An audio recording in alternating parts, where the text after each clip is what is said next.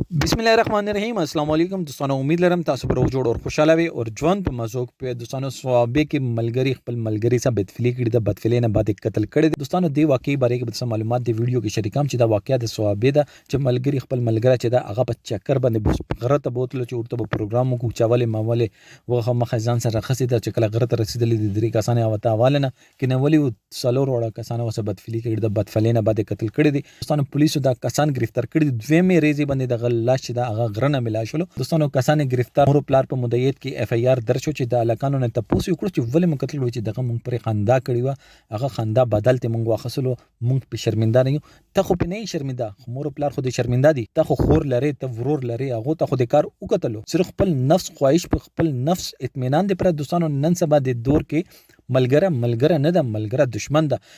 ته د دنیا کې کامیابی دل غواړي د پاکستان کې کامیابی دل غواړي نو ملګری باندې هیڅ کله به اعتبار نه کوي خپل پاته خپل جیب کې کېده ک ملګری ته د څه خبره وکړه نو ټولو نمک کې چې دا هغه خبر چې دا هغه بټولي دنیا ته رسیدلی وي او تا دشمن ته به اول هغه خبر هغه ورکوي چې دا به د ټیم کې د عزت تزي یا تاسو به خوږی باندې به بوزي ورغه کې به مړ کی یا به داسې کار وکړي چې نه کوله ولوي دوستانو هغه مور پلار باندې بس تیریږي الله پاک دې هغه زړونو ته صبر ورکړي الله پاک دې